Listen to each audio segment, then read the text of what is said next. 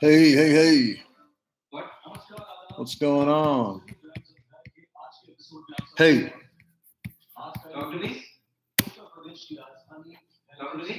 No, I'm trying to mess with this thing. I gotta.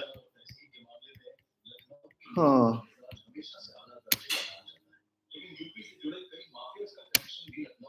Zero. I'm bad. I'm bad.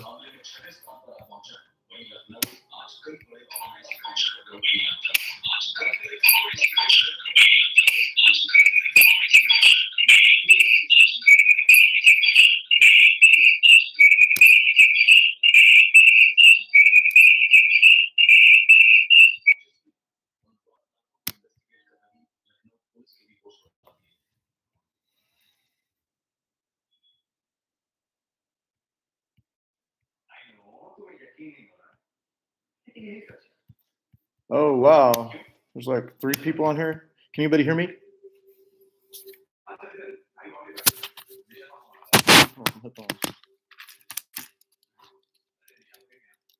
I've been wanting to try this still anyway. Oh. It's like everybody's. Oh. Oh, wow, cool. Okay, so you can hear me?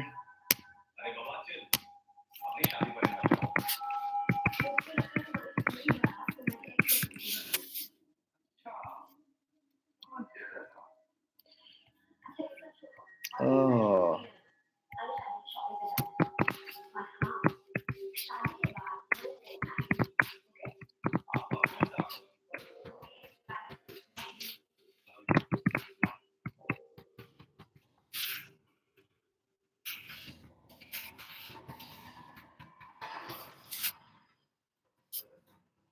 Let's see. Can anybody hear me? I can't see anybody. Hmm.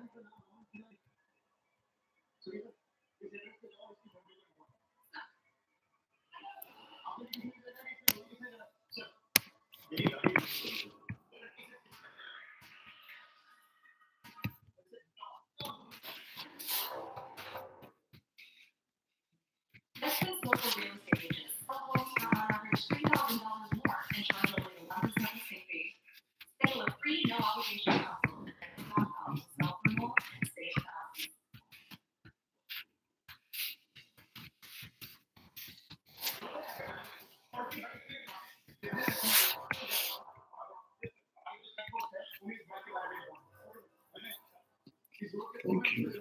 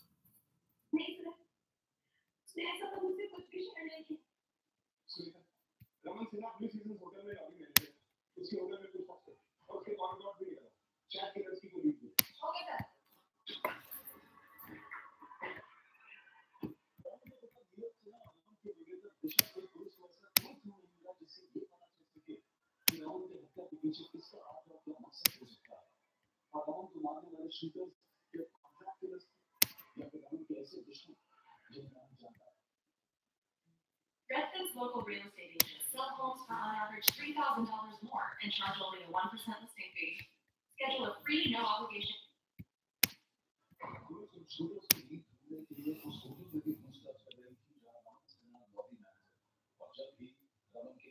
Oh, wow. Y'all can hear me? Wow, what a trip. No, I heard, and actually I heard this on the Leak Project, that those, some of those petroglyphs are like 30,000 years old or something like that. So, I mean, I don't know. I was there. I want to try to put a couple pictures on here. The scenery up there is amazing. So, of course, we got some really cool pictures. Found out how to do that. Thanks for letting me know that y'all can hear me. That's fascinating. Mm-hmm.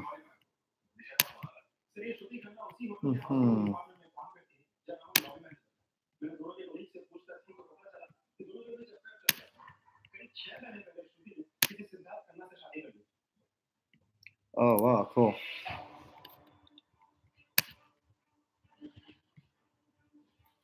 Where can you hear my death metal band stuff? Ooh-wee.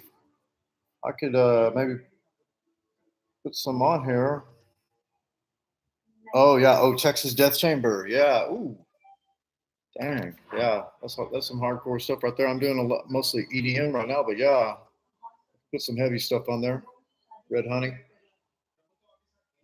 This is too amazing. Y'all have to just bear with me. I've never done this before. I've got inspired to do it. Oh, you want to hear it, huh? Oh, let's see how. Oh. Hold on a second. I could go on something. Yeah.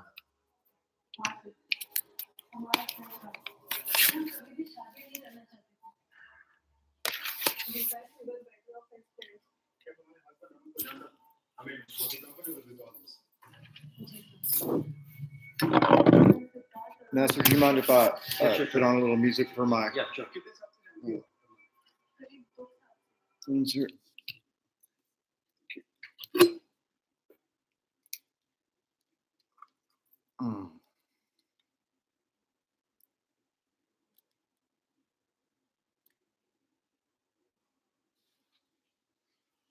right here at Wayne Manor. I don't know what I'll have on this little deal right here.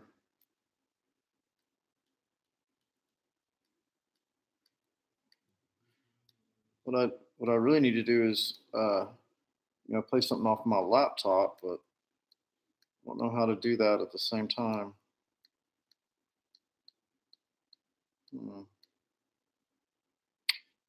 Hey, this is boring, but I swear to God, this is. Oh, you have a prog album you sing on? Oh, you like prog metal? That's kick ass. That'd be like Dream Theater and stuff like that.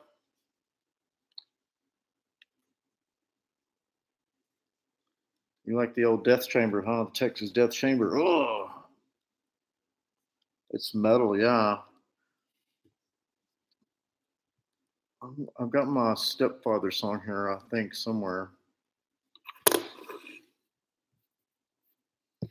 Let me see if I can. Oh, I know how to maybe play that. Let's see here.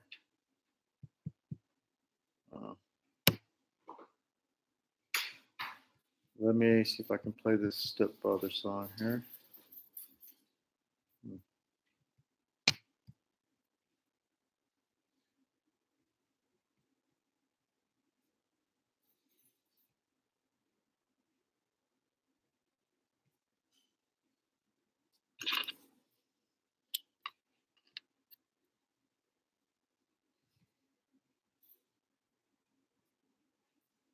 Ooh-wee.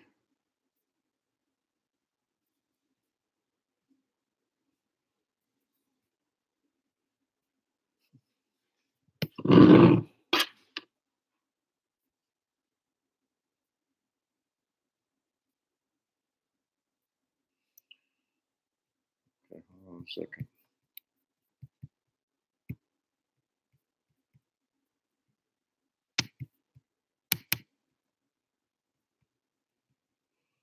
This is a learning experience for me, that's for sure.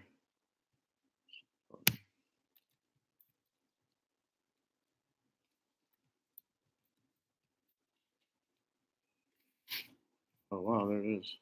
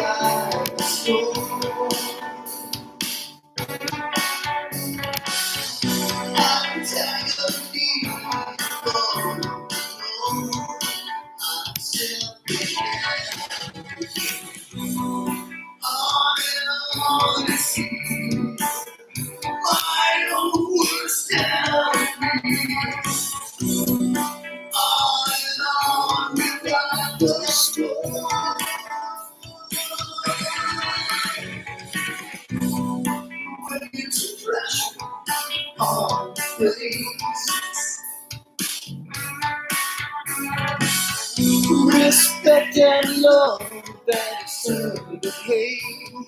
I'm still thinking of you.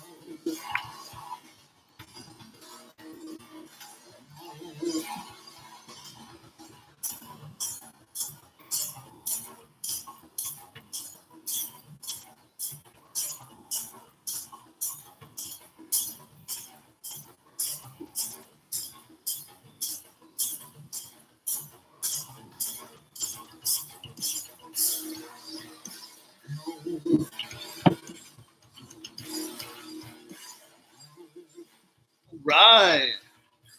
Wow, I didn't know we'd be getting a chat together this quick. This just come together like this. That's fascinating.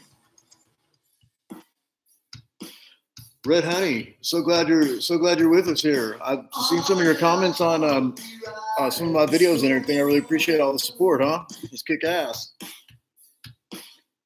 Way. I'm still thinking of you.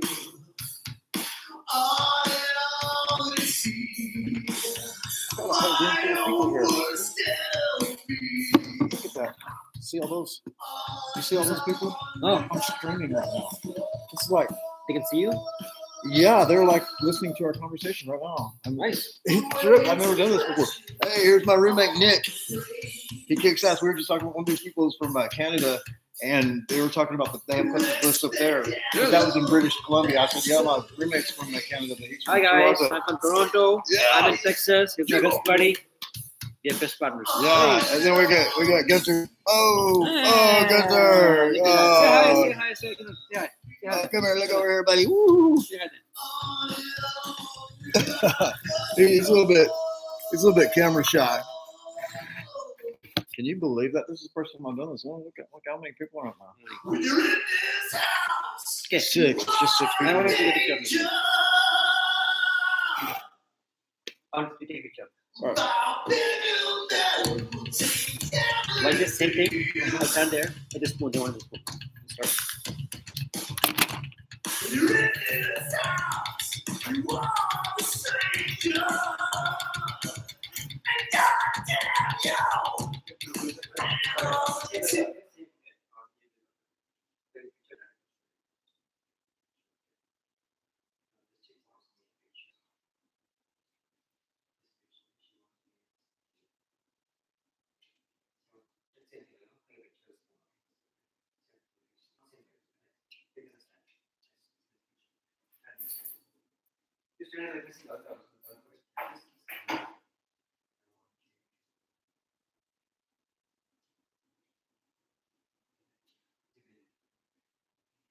Did you like it when I was coming up high?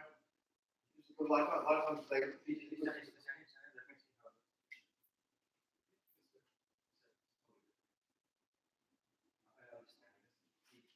My hair is good.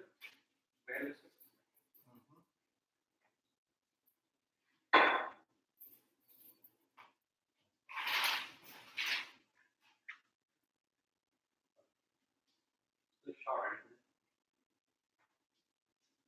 All right, yeah.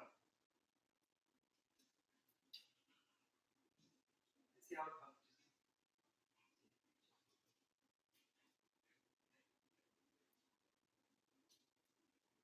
See that angle coming from slightly above it. It comes above it. And like on the TV studios and everything like that. It's a little hot, but you like that? Or do you just need to be Johnny B? Also, my hair looks so like comb hair. No, that looks good. But maybe I should be a little bit closer, or what do you think? Or do you think that's about right? This looks good, but take it from the Yeah, I want you to zoom into it. let's see from down like this to like this. From this direction. Or let's sit here. Yeah, I'll sit here also. Here, maybe. But this just going on, right? So sit here. Maybe.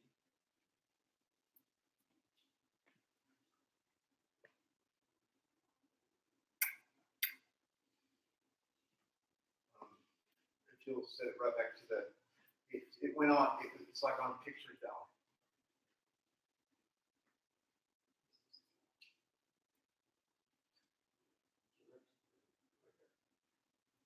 It's too far.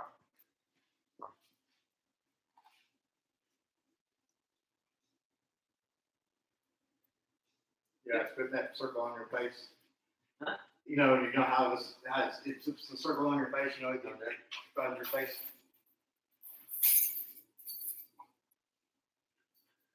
No, I can't believe how good that looks. So this camera. I just bought this phone just for the camera.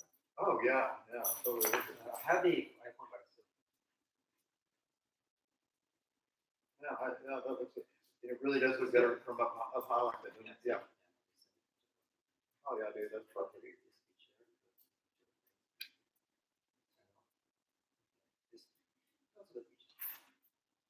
put it on a shirt because I Yeah. didn't know if you know.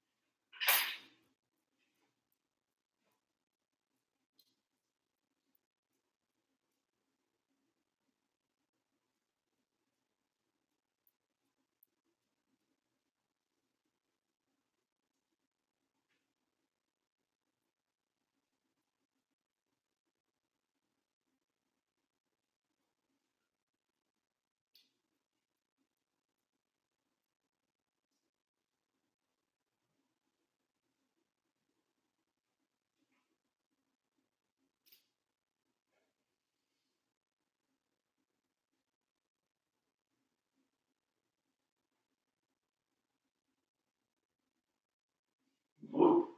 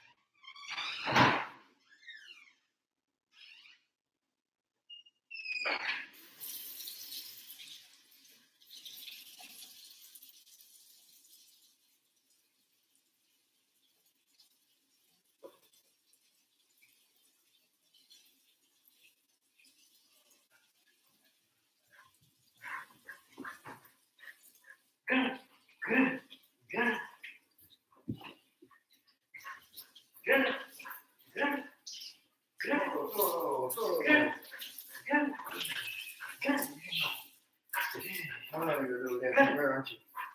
Oh, let's see what you think. Yeah, that's good.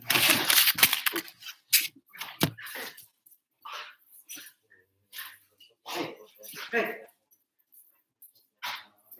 Oh, you're just such a creature.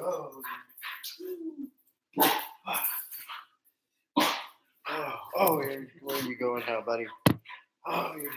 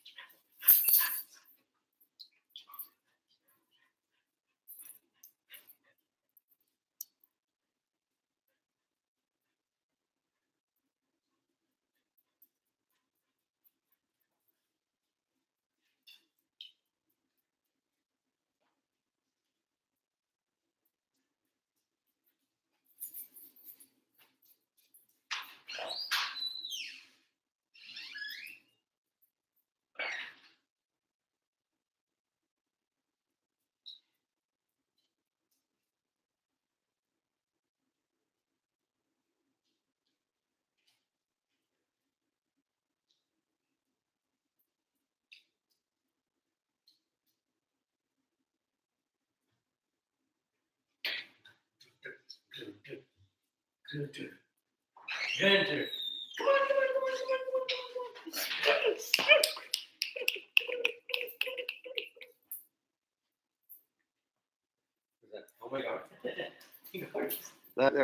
They were asking about, people were calling and saying, "When are you gonna start doing the machete thing?" Can you believe that? There's 6 people watching me right now. People, yeah. But check it out. I posted something today.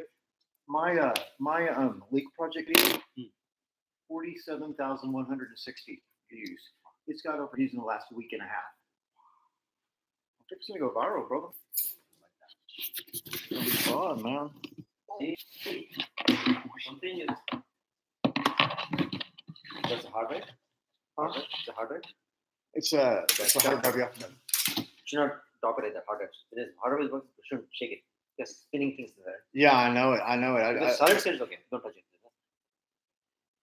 One thing is, I'm good luck for everyone except me. I'm good luck. If someone's doing next to me something, I'm good luck. Trust me. You're good luck. I'm. I don't know, bro. That's already. You see the difference? Yeah. Appreciate it. Honestly, someone around me, they say, "Oh, you just be at this." I need luck.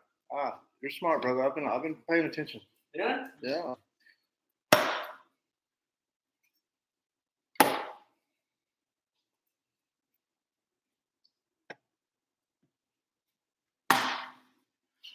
right. What's up? Oh, got no audio on my end? Hi. Hey, Tom, how are you doing? Can y'all hear me? Hey, from Flint, Michigan. You're down in your medical cannabis garden feeding the girls. Way to go, man. Wee. Hey, Tom, those shirts, that's from my old heavy metal band, Texas Death Chamber. Yeah.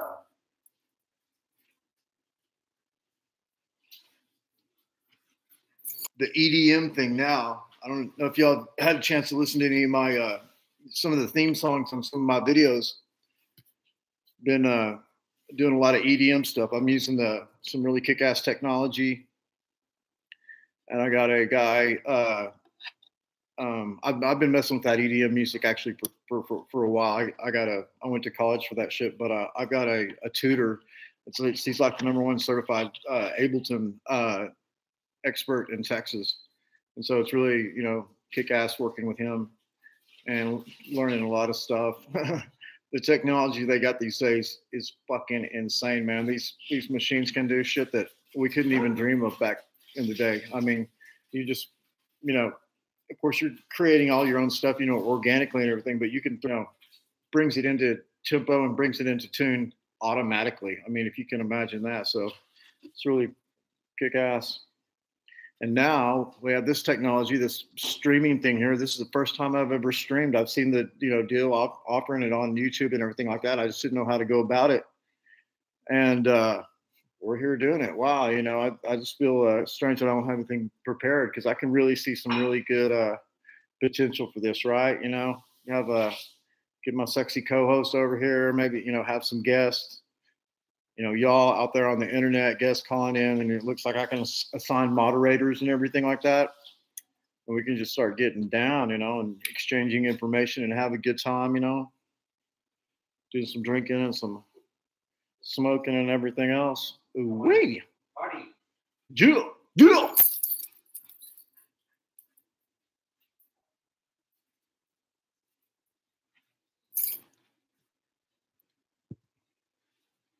There's my webmaster Xavier. He was telling me there's something or the other boy. It's some kind of new alien or body or entity or something like that they found down there in South America. And it might be somebody with one of those elongated heads. I'm not sure. I mean, it's a body. Obviously, it's probably a mummified body with what they call down there in South America a mumia. I wish I knew how to show some pictures on here. Okay, kick-ass. You can hear me? Thanks for telling me that, Tom. I appreciate that, brother. Man, that would be so great if we could get that guy on you were talking about. I can't remember his name, but he's the guy he's jammed with Steve by and everything. He's one of these Anunnaki guys. I mean, I like that. I'm not trying to spoil the party or anything. I'm kind of against the Anunnaki quote unquote narrative. I mean, I'm really fascinated by the whole story and everything. And I'm not saying that a lot of that stuff isn't true, if not most of it, but they're always going to have that, one little twist of the, truth there to put their agenda in it. And what I see it coming down with on the, Mike Hill. Yeah. Thanks, Tom. Yeah. Mike Hill. He's an interesting fellow. Excellent guitar player too. But yeah, what it's always going to come down to with these Anunnaki narrative types, and I don't even, hate to even call them that because, I kind of, in a way, was one for years. I was, talking about the Anunnaki before anyone, knew what that was. But of course, we're following Zechariah Sitchin and stuff like that. And there's more information out about him now, that he was on an agenda for sure, and there's a lot of scholars that are versed in this cuneiform script. There's only so many people in the world that can, decode or translate this cuneiform script. Well, with, only a body of people that's only so big, they're, sought after by different, agencies and special interest groups and stuff like that. So everybody's wanting these guys to put their spin on it, right? And we know now that Zechariah Sitchin was a Mason. Not that there's anything wrong with that. They get a lot of bad rap. You always hear people, looking for the bad guy or whatever. And then he's a Mason. Like that explains everything. That doesn't explain anything. It's just being a Mason. It's just it's a mindset, and they're initiates in Western Hermeticism. That's basically what it comes down to. Most of y'all know that I am in a secret society. Whoa, oh my God, I just let the secret out. But no, really, the Western Hermetic order that I'm in is what I would call quasi-Masonic. I mean, they don't call themselves that, but I would call it that just because all of these Western Hermetic orders there's a lot of similarities. Let's just put it like that. There's a lot of similarities. They're all Egyptian. It's all about Egypt, baby. The rituals, the reenactments and stuff like that. There's also a lot of like Middle Eastern stuff, like you're reenacting stuff like you're out in the desert and they save you or something like that. And then you get brought into a camp and, they tell you how they're saving you, they brought you to the oasis, to the well of knowledge and all this stuff. Kind of reminiscent of these Templar stories, which, a lot of, many of these groups are claiming to be, modern day Templars. And then there's the other, aspect of that, the Hashashim, the assassins, who are supposedly or were fighting against the Templars, but mystery of mysteries, somehow at the top, it was all like, connected somehow, or at the very least, there was an exchange of information going on, that's so, having to do with like the spiritism or spiritualism movement of the 18th century, which is the 1700s, the big fad, of the Theosophical Society and all that stuff. Who's the Houdini, going around and debunking all these people and, plasma, the tables, dancing in the air and all that stuff. It was a big deal, and it's kind of hard to get a feel, what that was really like in those heady times, and all these documents were just becoming, being translated and being explored. The world was opening up somewhat.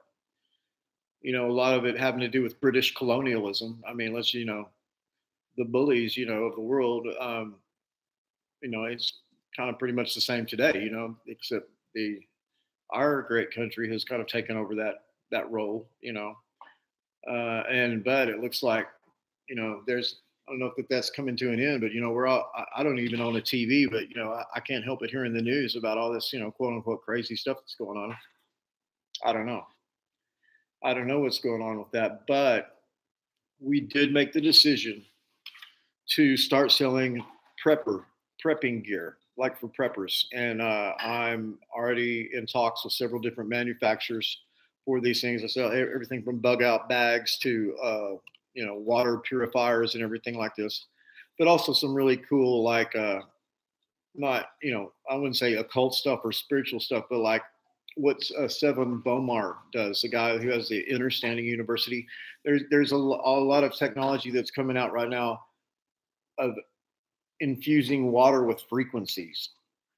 There's a lot of technology right now having to do with human health and human. I don't know if you want to call it the ascension or whatever, but just bettering the human being, but not in a way of transhumanism. In a more organic, non-GMO type of way. And a lot of it's coming down to water. And Patrick Flanagan, who I did a show, I've done at least one show on. He's the guy who was like the pyramid power guy back in the 60s. You may have heard of him, but he's really a lot more than that. He did a lot of work for DARPA and for the United States Defense Department and stuff like that. He's, at some point, if you're one of the greatest minds on the planet, you're going to get co-opted, by the military, period. I mean, you just are. It's just hard to get away from it, Same thing happened with John C. Lilly, the guy who discovered the Lilly wave, trying to help humanity, bring about, all the learning, about how the brain works and stuff like that. Well, some, military people got a hold of it and turned it into, microwave mind control and shit like that. So they all these guys out there trying to help and inventing good stuff, and it just all gets weaponized. And that's just kind of, but that's, you can point the finger at whoever you want to. Really what that is a result. I kind of try to look at it in terms of how Rudolf Steiner, the guy who had the Anthroposophical Society, who died around I don't know when he died, maybe mid 1920s, I think. It's because of the evolutional conditions of consciousness of the human being. Stuart Swerdlow has a way of kind of elucidating on this, and I'm not, saying I believe everything Stuart Swerdlow says, but we have to accept some of the responsibility ourselves, because the reason that the human race is being, preyed upon like this is because the victim mentality, not us as people or nations or individuals, but as a whole human race. It's a kind of a victim mentality that attracts these. I was going to say predators. There's really a good oppressors. Let's just say oppressors. So there's a natural aspect to this, and not making any excuses for anyone, but and I don't have the solutions or know where this is all going, but just recognizing the problem is a huge part of it. And it's good to not be alone anymore. I mean, before 9/11, if you were a quote unquote conspiracy theorist, you were a nutcase, or something like this. And now it's almost been a role reversal. I mean, nobody believes that 911 is, what we were told it was. And so there's a kind of consensus to all this stuff, and everybody seems to be on the same page, even people that we sometimes think are bad and everything. There's a machine that we're kind of stuck to, that some people say, oh, well, let's just, deny this and throw off the shackles of, oppression and all this stuff. Well, I mean, that could turn into a disaster real quick, because when the nation is running, the infrastructure of the nation is running smoothly, there's I think about 3 days worth of food in these grocery stores and stuff like that. I mean, if there was any kind of disaster anywhere in the United States, and I'm even talking about just a natural disaster, a big storm or something like that, whether it was caused by weather warfare or whether it had natural causes, the whole thing goes to shit real quick, and especially in the cities. And we saw this. We've seen this recently in Venezuela. And there was some not American expatriates, but basically Americans working down there. I'm sure they were working for oil companies or energy companies and stuff like that. So, I mean, that even made them more of a target. But yeah, there was just massive looting and rioting and everything like that in Venezuela. It made world news. We don't hear about it too much here because, most everybody that that we know that thinks like us do realizes that our media is very controlled. There's a lot of people go around thinking everything is just you just that it's not. But it's weird. It really is. Reality is weird. It's been getting weirder, and but I think it's important to stay focused, and stay centered, and stay balanced. Not just go running like a chicken with your head cut off or something like that. You can't go crazy and be the little boy that cried wolf or anything like that. Gotta everything needs to be solution based. Everybody can decry all the bad things that are going on, and it's I'm not disparaging anyone that's caught in the left right paradigm. Conservatives versus liberals and all that stuff. But I mean, the further that I get away from that, the more I see that as just a total construct. I mean, just a total construct. And once again, not disparaging people that are active in politics. Somebody's got to be, right? Somebody, I probably don't do enough. Maybe I should do more. I just don't know who the hell I vote for.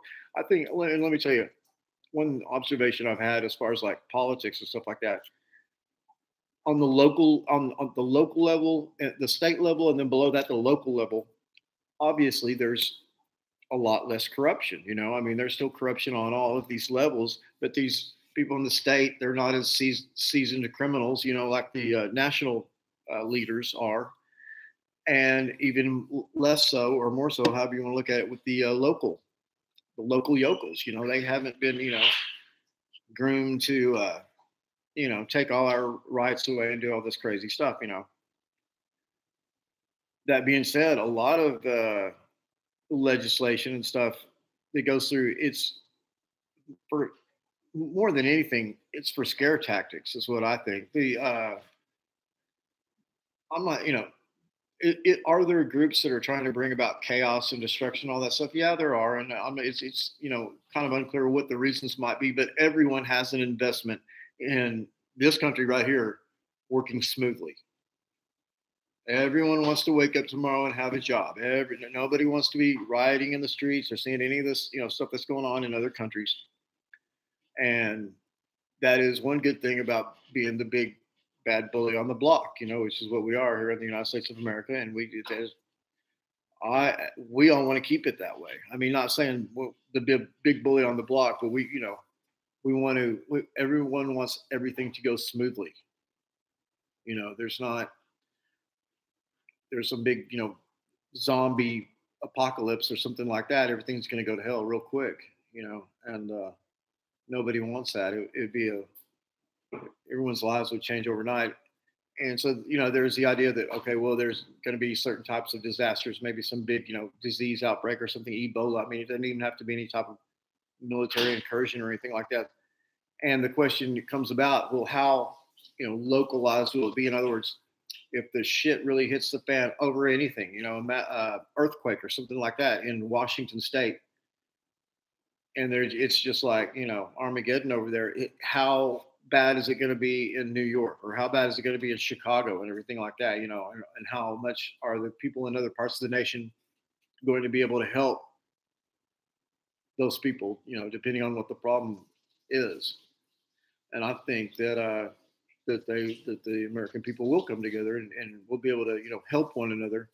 I think of the divisiveness and hatred and, racism and all that thing. I think it's really overplayed. I thought people want to get along, for sure. They want to get along. Everybody wants to, has an investment in their life, right? We want everything to go good. And that's why people like us are engaged in these narratives, trying to figure out what the hell is going on, all this crazy stuff. And I'm starting to see that a lot of it is just that. It's just crazy stuff. It's not that it's crazy, made up stories, but any crazy thing that happens, whether it's by design or not, can just be blown up so big, and just turn into a big thing that makes people worry. And, at some point you got to quit worrying and just kind of get on with your life. But at the same time, stay engaged. Have I heard of Dr. Alan Miller? Okay, okay. Is Dr. Alan? Yeah, I've heard of Dr. Alan Miller. Is he the guy that's up there in Oregon? Scarlet Tech. Oh, Scalar. Oh yeah, Scalar. Scalar technology is totally real. Oh, the dielectric tech, but like, yeah. Oh, hold on a second. Let me see.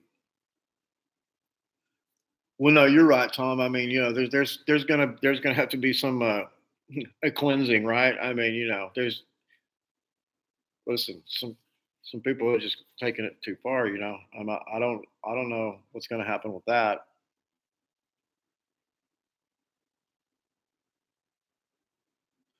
Okay, Tom, you're saying that I once told you that I don't get inside information, but how could I know so much about so much without inside information? Okay, that's a good question, and that's a legit question. I've got a couple different answers to that. Number one is I've been totally immersed in this, quote unquote, conspiracy genre for decades. I mean, for decades, I was having, problems with, maybe adjusting to society and stuff like that in my early 20s, just because I was like, oh my God, it's all a lie and everything, And now, um, if I go to social engagement or anything like that, conspiracies and stuff, it's the last thing I want to talk about because, I've just, I'm around it so much and I'm so versed in it, and I've got to have a life outside of that. But to answer your question, I'm not saying that I have an answer for this question, but look at the what we see, which is so weird about Hollywood and these movies and all the predictive programming that goes on in Hollywood. And so we're thinking it's just so obvious, that somebody's feeding these directors and producers this information because it's just all coming true and everything. But but it's really not. There's some type of morphogenetic field. I'm starting to see that a lot of these creators and stuff that are just like, predicting Sandy Hook and everything right before it happens. There's a lot of none of it has to do with luck or really even coincidence. But there is a. Let me say this, in my opinion, there is for sure a matrix-like aspect to this world we live in.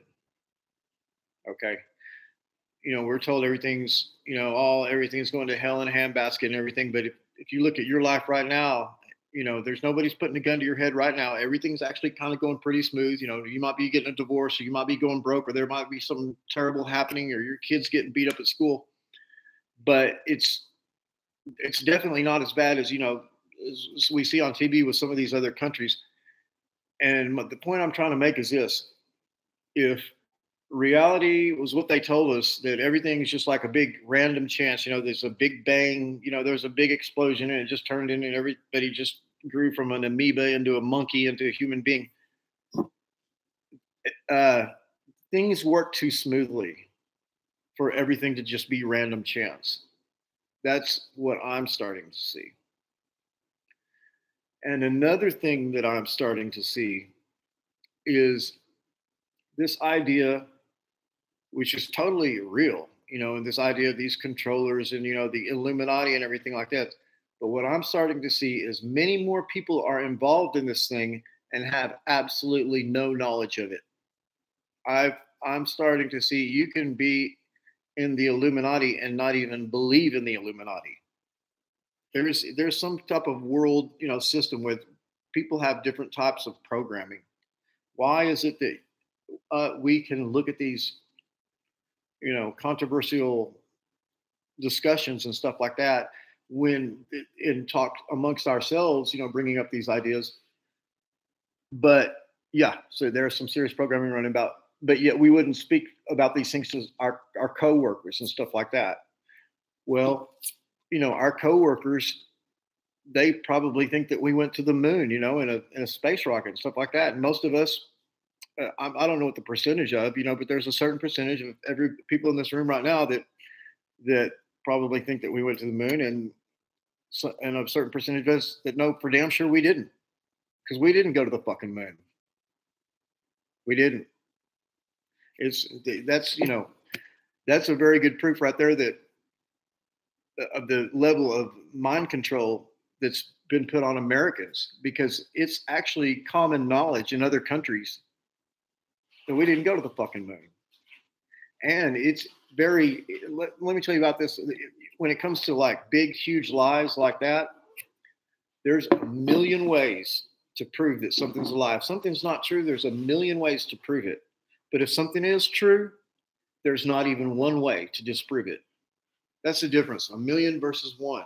And then once something gets proven to not be true, somebody can say the scales can fall off their eyes and everything, and they can say, "Oh my God, that's not true." And then they find out another way to prove that it's not true. And now next thing you know, you have 90,000 ways to prove that we didn't go to the moon, and we didn't go to the moon. And there's some 12-year-old kid in China is going to win a science fair next week by coming up with the 91,000th way that we didn't go to the moon. It's fascinating.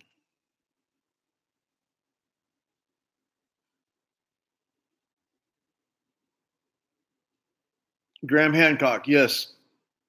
Yeah, Graham Hancock is. I think Graham Hancock's latest book is A Magician of the Gods, and I like Graham Hancock. He's a thinking man. He's a brilliant man.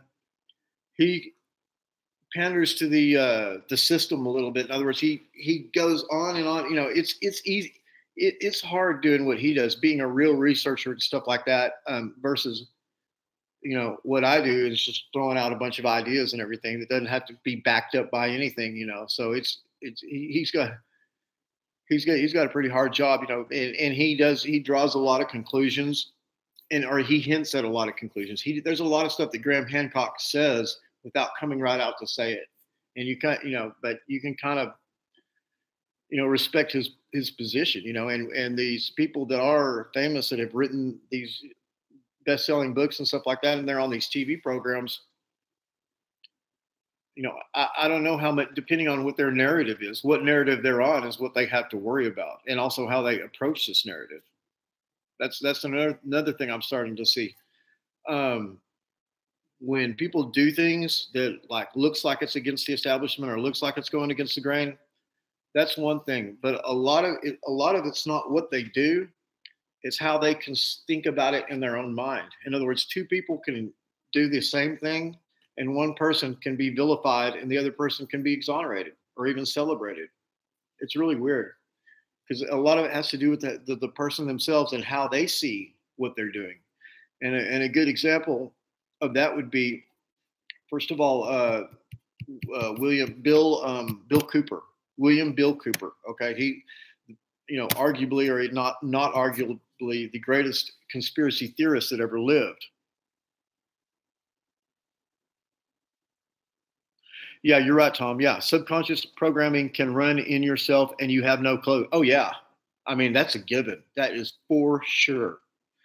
And that comes to the difference, in my opinion, between the conscious and the subconscious. And that is why all this occult stuff comes in, because all of this occult stuff, the gestures, the colors, the fragrances, the archetypes, the frequencies, all this stuff works on the subconscious mind. And so if you yourself are not able to consciously be in communication with your subconscious, but the people who are making the latest, television show like Big Bang Theory or something like that have a few secrets, they can talk to you in a voice that's louder than you can talk to yourself in. And that's real power right there. That's what magic is, in my opinion. It's marketing and music. Music's fucking huge. Look at you're singing along with the lyrics and stuff, and we even listen to the Bible. Cognitive dissonance. Ooh, who said that? Cognitive dissonance. Daniel Kelson. Yeah, cognitive dissonance blocks many people from beneficial information. Yes, it does. And let me tell you, there is several good examples of cognitive dissonance, whether it's true or not. I don't want to get into the flat Earth theory or anything like that. But one of the things that's really been earth-shattering. Okay, black goo is another one that can cause cognitive dissonance. One that's really bad, and I don't know if y'all have heard about this, and this is the reality. This is the narrative, and actually the truth of the chronology deniers. Kara St. Louis has written a couple books. And now we're learning that some of the greatest Russian scholars were chronology deniers. There's been for hundreds of years a chronology denying atmosphere or community or whatever amongst scholars in Russia. And let me hit you with this surprise right here. The number one chronology denier of all times, Sir Isaac Newton. And he even wrote a book about it. It's not a book that it's not like a book that's hidden or anything like that, but it's not on any college, courses. Perception, Tom Medeski, perception is an illusion, albeit a persistent one. Yes. Okay, well, let's talk about this. Okay, Tom, perception is an illusion, albeit a persistent one. Perception, yeah, perception. Okay, this is a core teaching that we're, either directly or indirectly, we're given the idea that here we are as individuals, individual personalities and stuff like that. We each have our own free mind, and we are perceiving this reality that is external to us. I see the beer bottle. I see the dog. I see the taco or whatever, and that it's outside of us. And yeah, so let's just agree. So even if there is a morphogenetic field and everything's connected, yeah, there's things inside of us and things that are outside of us, and these are reflections. But what about the idea that we are not the perceiver? It's not that we are perceiving reality. We are the projectors. That reality is actually coming from your pineal gland and being broadcast forth, and somehow people are in agreement.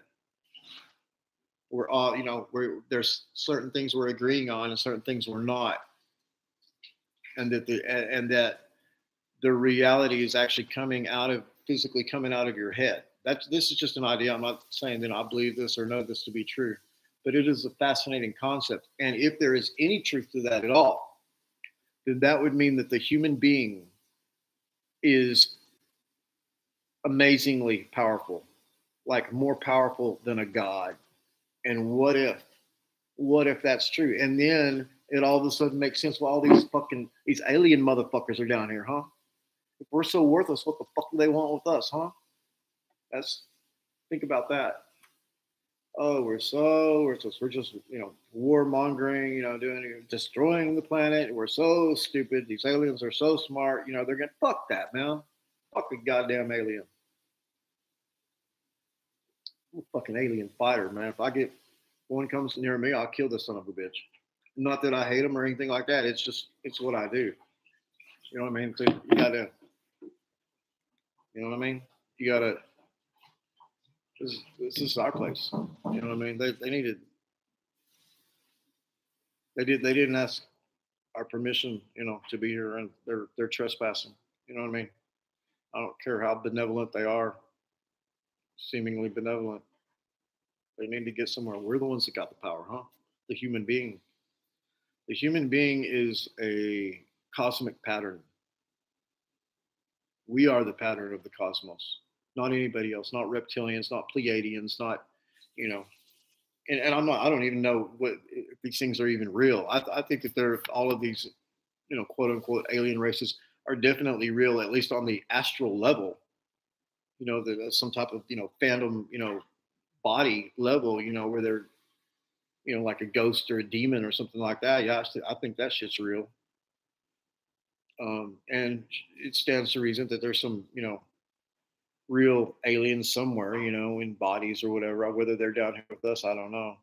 But I'm not buying. I've got lots of.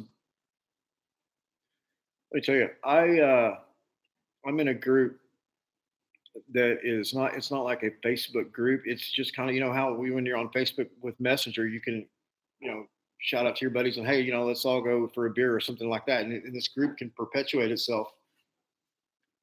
And I never really thought about this. Well, okay, so Tom, if we are the observer, okay, well, that's kind of like the perceiver. What's the opposite of an observer? It's like his name is Schauhauser, or it's a guy who is getting back into that scalar stuff. But he's the guy that said, the bird does not fly, the bird is flown. The fish does not swim, the fish is swum. And it's by observing Victor Schauerberger, who was co-opted by the Nazis, the German scientist, a brilliant German scientist. And this is a perfect example. A trout or like a salmon swimming upstream, but their body's just barely moving. I mean, you've seen that before. It's weird. It's like the water's going, 15 miles an hour this way, and they're just standing still or just going straight up through the water. And you would think, oh, well, they're a very muscular fish, yeah, and they're very aerodynamic and everything. But wait, hold on, it's like half the time they're not even moving; they're just sitting there, and they're so effectively they're moving, they're standing still, but yet they're going 15 miles an hour. Because if all the water is going 15 miles an hour this way and they're standing still, then that really means that even though they're not going anywhere, they're moving at 15 miles an hour. And how's that even possible? Because they're just sitting there, like this. And there's it's the difference between a propeller and an impeller. A propeller pushes, an impeller sucks. And so what else sucks? A vortices. So it becomes the difference between vortices and jets. A jet is it's like a jet engine. It's also like a rocket engine. What a rocket does is actually called a jet. So a jet it's an expulsion. It's an explosion. Yeah, it's a difference between an explosion and an implosion. And is the difference between electricity and nuclear fission and all that stuff and scalar technology, the infinite potential of scalar. And Dr. Tom Bearden, who's worked for the government his whole life, and he speaks openly about scalar potential and scalar uses in. They're studying it, and he talks openly about that's what if you want to look at something that's weird about reality, how is it that the whole all these people are arguing that scalar electricity doesn't even exist, yet there's this guy over here, Tom Bearden, and all his people, oh yeah, there's a scalar, this scalar, that, and making shit. You've even seen on these TV shows, these mad scientist guy, he was a Star Wars scientist, making all this scalar stuff, making stuff float up in the air and everything. It's fascinating. How does it? I mean, yeah, the technology is fascinating, but how is it that there can be two different realities like that, where there's these people, oh no, we do this shit all the time, and then you have these college professors saying, oh, that stuff doesn't exist. It's fascinating. Bernstein Bears. I don't. Okay. Oh, the Mandela effect. Who said that? Oh, Tom. Yeah. I didn't come up with this, but let me tell y'all that I feel that I know exactly what the Mandela effect is, and there's only one voice in the world that's talking about that, and that's John Lamlash. And they are wanting us to think, anyone who's looked into them. And first of all, the Mandela effect is over. There has not been a true Mandela effect event or anything like that. And probably, oh gosh, I got to get up the power deal for my laptop. Okay, y'all don't go anywhere. I want to talk about this Mandela effect. Let me get my power up here.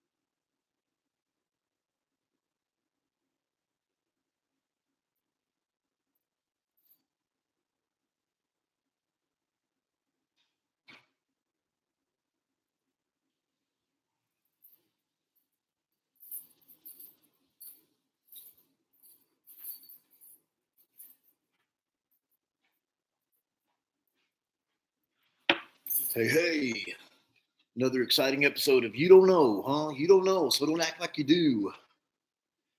Where were we? The Mandela effect? Let me tell y'all, I just realized something. I'm fixing to start going off. I'm just now realizing how this streaming technology works. And I've got some information for y'all. All right. I mean, there's not enough hours in the day for it's not. I'm not talking about knowledge. Like, oh, I've researched this, researched that. I can't really explain it, but let me tell you, I've got some things to tell y'all. Let me get this thing plugged in.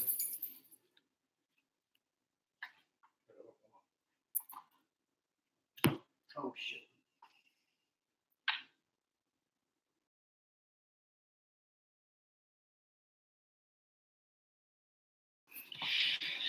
Let me get this thing going here and blow the lid right open on the Mandela effect. But that's really just the beginning. Some of the most interesting stuff I want to talk about is just the synchronicities, some personal observances I've had with some shit that's going on.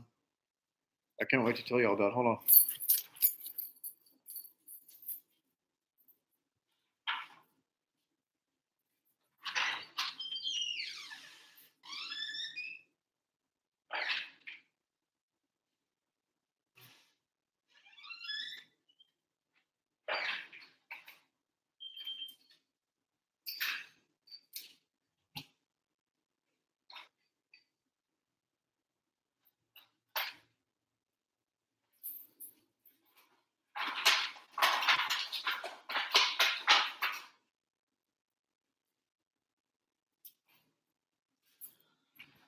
All right. Yeah, I had to get.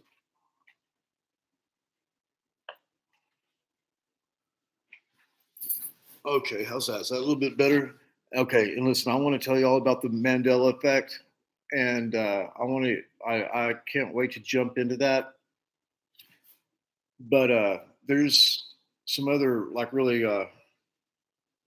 how's that shocking uh, experiences and information I have that's happened to me recently, and this is there's actually several different things going on. Uh, this is connected with my trip to Moab, Utah, about 3 weeks ago, and I went up there ostensibly. I wasn't really sure about why I was going up there. I was going up there to meet a person who is one of my Facebook friends, and she was like a new romance. In other words, I went up there to meet a lady, and I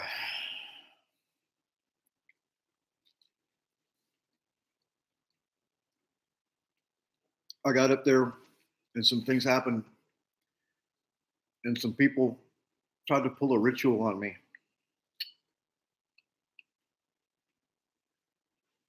For real.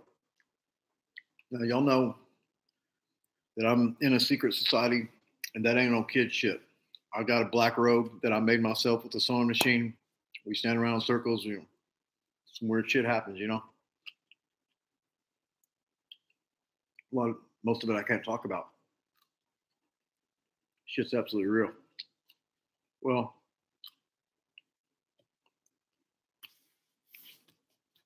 I'm in an order, a fraternal order, and a lot of y'all have heard the name of it and stuff like that. I'm not really going to mention it right now because I don't want to bring any controversy onto the brothers and sisters. But this lady that I went to meet, I found out, or it was confirmed that she is in the order, and she's living up there in Colorado. Now I'm not, texting my friends, while I'm sitting here talking to y'all or whatever. I want to show y'all a picture. I'll show y'all a picture. I don't think this can like come back on me or anything, but this has to do with some really heavy duty occult shit. I'm going to show y'all a picture of a temple This is in someone's home, very high up in the mountains. Can you see that? That light's blocking it. Oh, yeah. Oh, wait, hold on.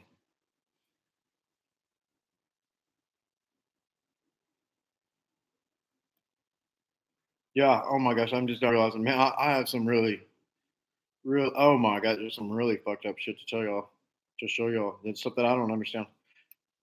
I just, y'all heard that. This is not what I'm going to tell you. That's that horse that they got at the Denver airport, that big evil horse, whatever. Yeah, I don't want to get sidetracked on that. Can you see that?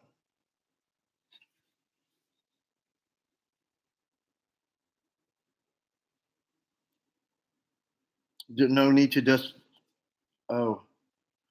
Oh, bad actor. Do we have, yeah. Hey, don't worry about him, Tommy. He's probably like a troll or something like that. Bad actor. Oh yeah, bad. Oh no. Oh yeah. Tom. Don't worry about that guy. I've seen this guy, bad actor, before. Yeah, he's exactly what he says he is. He's a bad actor. Y'all just ignore him. Oh wait, you know what? I can make him go away. I can kick his little fucking ass right out. I think I'm going to do that too. Yeah, here we go. Bad actors, say goodbye. Oh, I deleted his message. Anyway, he still might be there, but y'all don't worry about that guy. He's works. He's getting paid to be here and fuck with us. So don't worry about that guy at all. Anyway, that was just a picture of a temple up high in the mountains. It's so many thousand feet. But anyway, and yeah, somebody just put a word up there asking if that's the order that I'm in, and y'all can all see it up there. And yeah, that's the order that I'm in, and I'm loyal to this order. Oh, look, here's okay. I'm not okay. Bad actor, say whatever you want. Yeah. Oh my gosh, bad actor is this insulting my manlyhood or something like that. Come on, man. Bad actor, can't you do any better than that? Ooh, yeah. No, just kidding, y'all. I'm not gonna let this guy get a sidetrack. But yeah, somebody made a good guess. Yeah, and there's lots of weird shit in Colorado. Okay, Red Honey, I see you. Daniel Carlson, Dumb Trolls. Yeah, you're right. Tom Medeski. Okay, yeah, right. Bad actors, something. Okay. Oh, come on, man. Yeah. Oh gosh. So anyway, some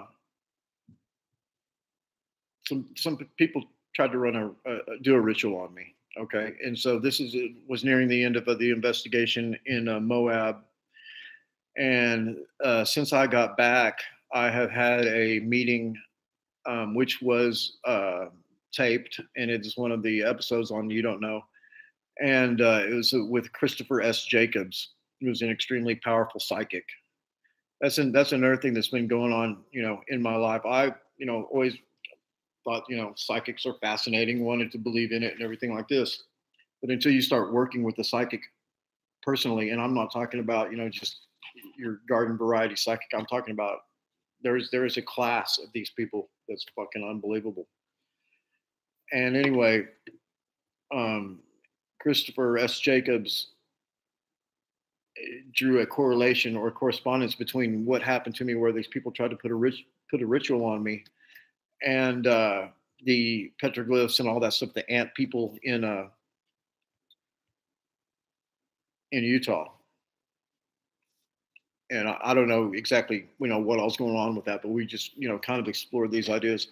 But and the reason, trying to come up with a reason of why these people might have tried to put this ritual on me, and at least the consensus between me and I guess two of my psychics is that they're wanting to get some narrative out or some disinformation out or something like that, and seeing me as a possible way to do that. Obviously I'm like totally small time, but lately it's kind of things have started accelerating a little bit with my platform and everything. And I just got on, looked at one of my the interview they did that I did for the Leak Project in December of 2016, and I was, lo and behold, that thing's up to like 47,601 or 160, excuse me, views. And I mean, it's had like 2,000 views. I mean, it's I guess coming up on a year and a half old, and it's had 2,000 views in the last week and a half. So there's just a lot, I think, going on with society, and a lot more people are starting to pay attention to these, conspiracy genres. I really don't know what's going on, but that's the only reason that we can come up with why these people might have been trying to co-opt me, if in fact that's what they were trying to do. But it brings into question the whole reason that I went up there anyway, because my reasons for going up there were really not that clear to begin with. Yes, there was an amazingly beautiful woman who we were like talking, about having sex and stuff like that. But guess what? There's lots of beautiful women right here in Austin, so that kind of doesn't, make sense. But yeah, that was a big part of the reason. And anyway, on the last day, or the day that I left, we did some entheogens. And by that, I mean mushrooms.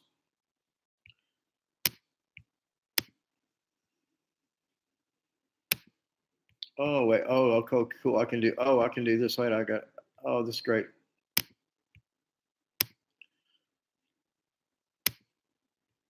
Okay, cool.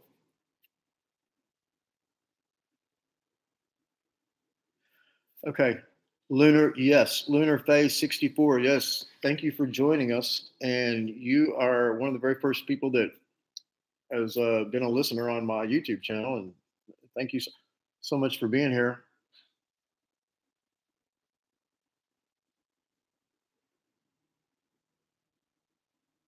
Okay, Ramsey Phibbs. My destiny, or your destiny, is reverbing in the world. Your ethics and decisions come into light. What's your objective in the spirit game? Whistleblower, dark. Yeah, mushrooms. That's right, red honey. Oh, wait, you did some goddamn good. I mean, and I was kind of taking it for granted because I used to grow mushrooms back in the day, back in the 80s and stuff like that. And I've had I don't do them very much and often. And, I did some maybe a few years ago, or a couple of years ago. But, just thinking I had a high tolerance or whatever. These were some potent motherfucking mushrooms. Let me tell you, those so fucking, I mean, we were zooming. And anyway, basically, my assertion that these people, try to run a game on me or put a ritual on me is basically this. It could all be explained away. Yes, I was tripping on mushrooms. I did get left alone with this girl that I was there with. I'd been alone with her, going all over, Utah and everything anyway. But I met a man, okay, and this man is the person's house who we were staying at. We met him on the way up there, and then we stayed with him at his home on the way. But he lives high up in the mountain. You have to drive like 30 or 40 miles, straight up. And this dude's a crazy driver. It's a very high atmosphere. The air is very rarefied up there, and this person is in the order. And I don't know, like, if they're, I mean, yeah, they're high in the order. I mean, for sure they're high in the order. And this person's a high priest, and this person is extremely powerful. Extremely powerful. And I mean, we weren't sitting around doing magic rituals or anything like this. But his whole life is just kind of like a ritual. Every song we listen to, everything, all his whole house is all like about Crowley. I mean, this guy just totally lives it. And he's also had a Bigfoot sighting up there recently. I thought that was interesting. And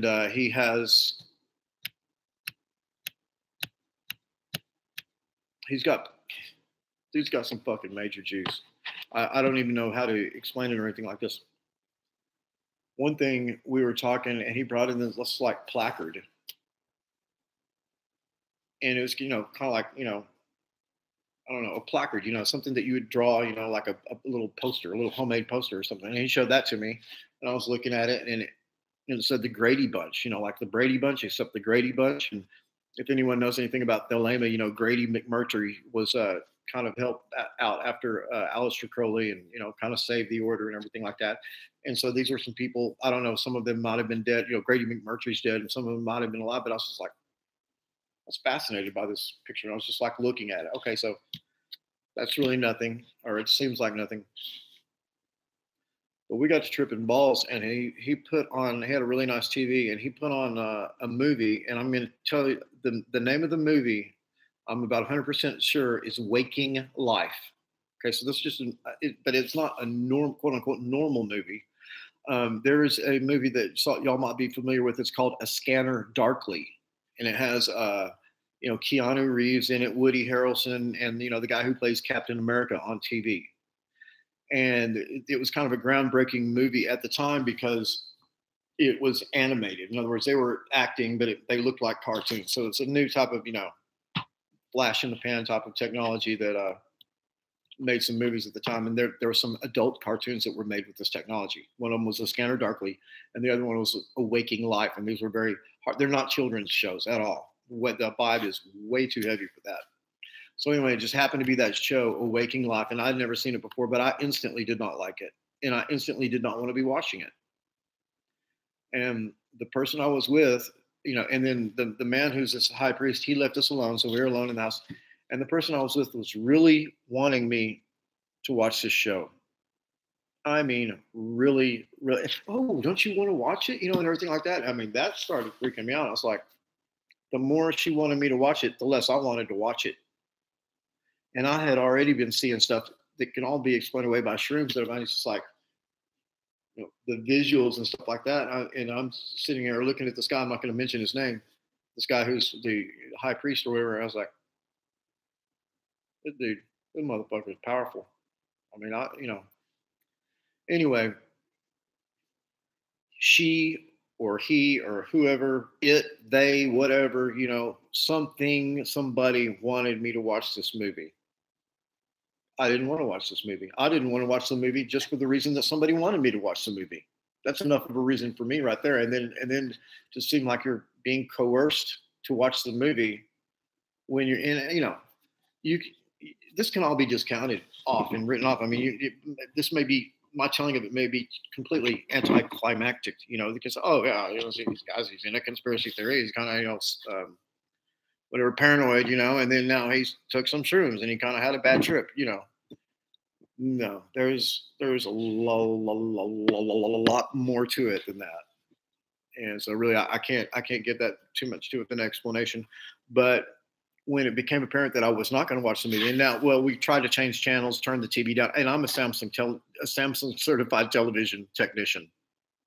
I couldn't change the channels or make the thing turn down on the volume or anything. Yes, I was tripping on shrooms, but don't you think that's a little bit weird?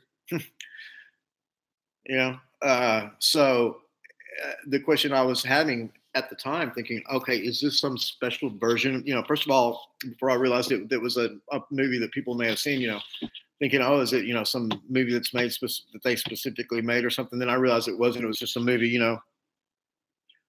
Oh yeah. Oh, you didn't like it either.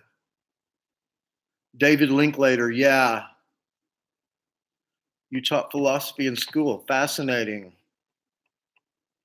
What do you mean the one with Alex Jones? Is Alex Jones?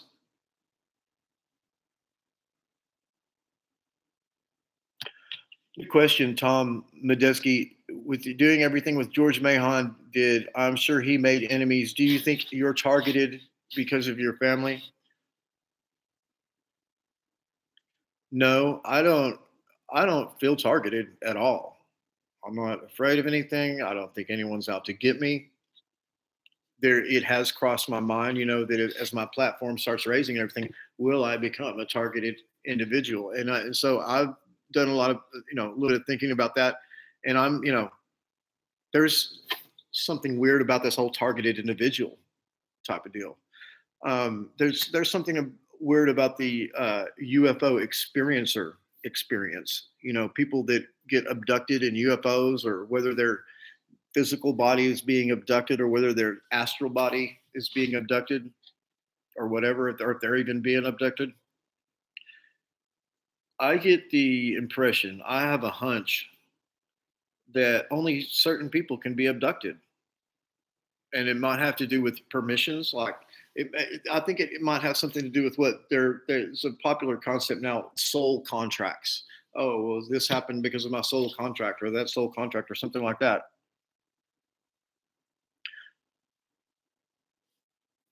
Alex Jones.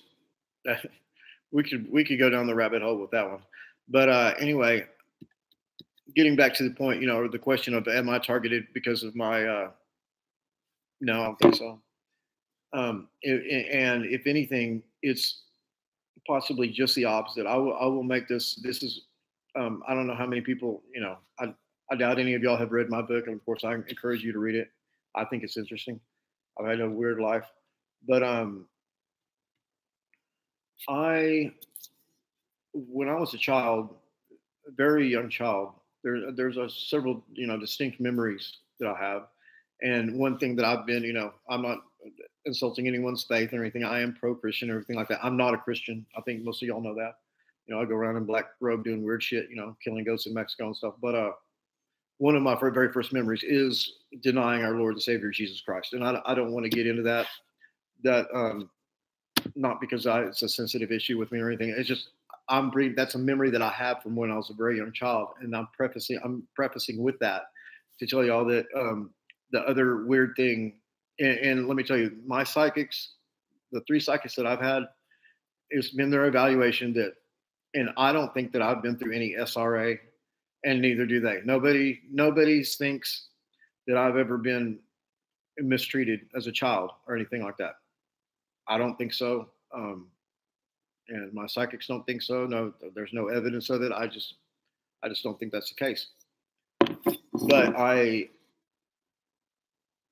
was different from the other children. I'll tell you that much. I was different from the other children, and I still am. So not special, not better, or anything like that. Just different. In some little subtle ways.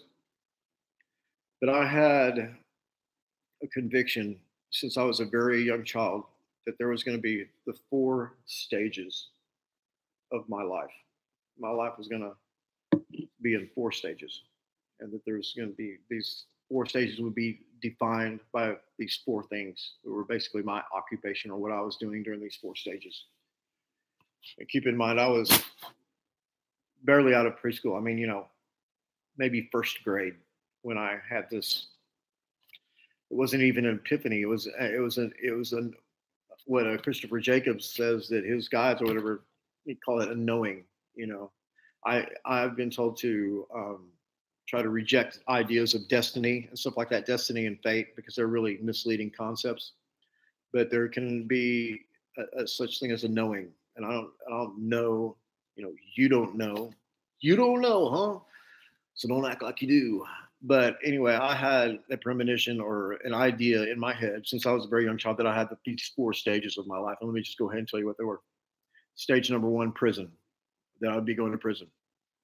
I was in first grade and I realized I'd be going to prison. That's weird. Number 2 was a gang. I thought that I would be in a motorcycle gang, like the Banditos or something like this. I didn't even know what a motorcycle gang was at that time. And I'm not in a motorcycle gang. I've never been in a motorcycle gang. And I will tell you this, I don't talk about my affiliations, if I've even had any, behind bars. And I was behind bars. I've been behind bars for about 1/10 of my life. I haven't been, back behind bars in, over 10 years and never will be again for anything outside of a traffic ticket or anything like that.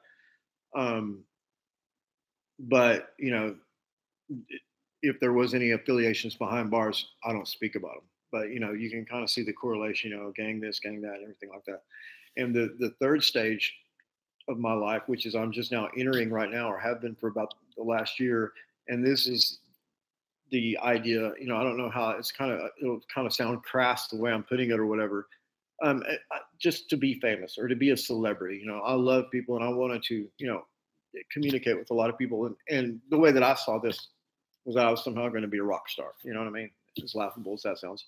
But music is my first estate, and I love music and messing with music. But I'm starting to realize that if I do, and also redefining these ideas of, and please understand, becoming famous or something like that. That's not what's behind that. This is, but I love people, and I want to, I love people, I want to, I've always, wanted to be on TV. I don't own a TV, but so it's as one dimensional or shallow as that may sound. That I'm just telling you the truth, and now realizing that and also redefining these things. What is, there's so many levels of this notoriety or whatever, or success in trying to, maybe put a book out or put music out or be in a Broadway play or something like this, or have a YouTube channel, right? So that's kind of what I'm aiming for now. I'm kind of thinking, whatever limited, exposure I get, it probably be through this YouTube thing. So I'm trying to, play it for everything it's worth, but be careful to.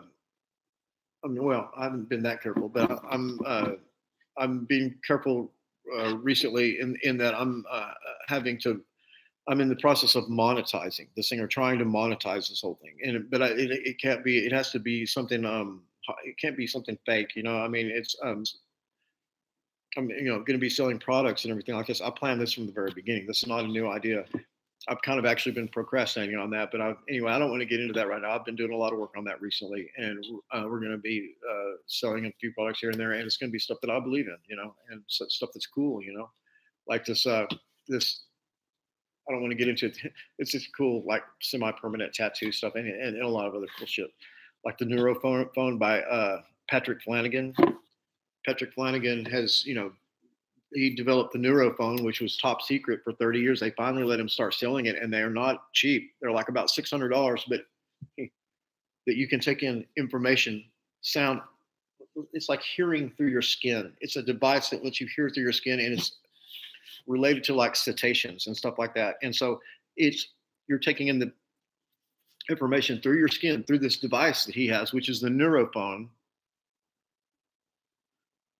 but it's going straight to your subconscious. And so you can be going along with your affairs, doing this and that, just never occur in the world, and be like learning a foreign language at the same time, listening to an audio tape, learning, it's fucked up. In other words, it's an advanced learning.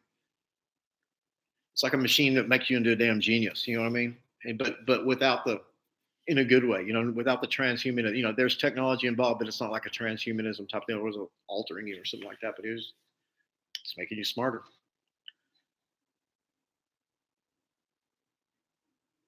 Stephen Greer points out that military stages of abductions using homegrown tech to get what they want.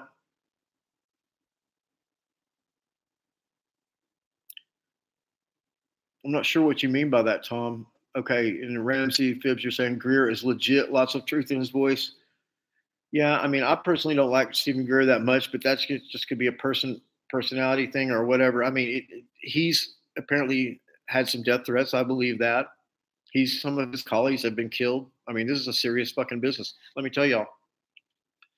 I did an interview with Ole Damagard just less than 2 months ago, and he takes this shit very seriously. He doesn't get it too much into the UFO type of stuff, but he's into all the bankster stuff, and he knows that these people, are involved with the occult and stuff like that. But a lot of people are, and he could get in trouble. There's people that probably want him dead. And he was coming to me from an undisclosed location somewhere in Asia, doing another investigation. He didn't want the listeners to know where he was, because if the authorities found out where he was, they would know probably what he was doing there, because they know whatever dirt they're doing there, that he's there to uncover it. He'll talk about some country he's been in after he's already left. That's and he's had friends and colleagues and shit that have died behind this shit. So yeah, this shit's absolutely 100%. Real, 100%, can be dangerous. And I've did a lot of thinking on that really for a lot of years to make this step. And I've just decided to do it with a lighthearted approach. I'm not going to be a whistleblower. I'm not going to be naming names and, talking about Pizzagate or any of that stuff. Not that I don't believe that shit's true, but not true. But there's just other people covering the really deep, dark stuff that I'm not going to be covering for a lot of reasons. But that doesn't mean I don't look into these realities myself. And because I can quasi handle it. There's things I would not recommend people look into just because it can damage your psyche just being exposed to the information. And I would hazard to guess that everyone that's right now here in this room, which oh my God, it's up to 13 people. That's blowing me away. Probably even including that dumbass. Or no, I think I kicked him out anyway. Uh, fucking dumbass. Yeah, let's harmonize some vocals, Red Honey. Let's do that. Do you have any recording equipment at your house? Sounds like you're a musician. Ramsey Fibs, laugh out loud, breaking G strings. Oh, Ramsey, don't go there, damn it. All right, that's funny. Oh, that's so funny. Like speed reading. Yeah, see, that's what that deal is with Patrick Flanagan with that neurophone. You're reading this shit subconsciously. Yeah, but a speed download. Yeah, fucking A. Yeah, they have lunar phase. It's yeah, I'm looking at it. Let's see what Tom Modesky is saying here. Okay, our military has homemade crafts and uses people dressed up like to extort or scare people. Yeah, I'll think of his name. There's a guy who's just a total nut job, and he's a really on fire for the Lord. He's a really hardcore Christian. But I mean, he's despised by other Christians because he's so crazy. But Bruce, his last name is Bruce. He's always being targeted and stuff like that, and he finds the Richard Bruce. Have y'all checked out Richard Bruce? That dude's fucking out of there. But I mean, he's on to something. He really is on to something. I mean, that's weird. I mean, all these LAPD copters start coming around when he does this and that, and he's sitting there filming them. It's like, yeah, they do have a lot of helicopters in, LA. It could be a coincidence, but no, I mean, there's something going on. And, not all of these helicopters are what they seem to be. And not all of these people in these helicopters are who or what they seem to be. There's some really weird shit going on, and some really weird shit going on with him. And I started personally corresponding with him. And let me tell you, that dude's fucking crazier than shit. And he's an ex-cop. He's an ex-LA sheriff, believe it or not. He was sending me pictures of him in his sheriff uniform and everything. I mean, did he get, mind controlled while he was there? I don't know. I mean, is there any way he's controlled opposition? Does everybody know who Richard Bruce is?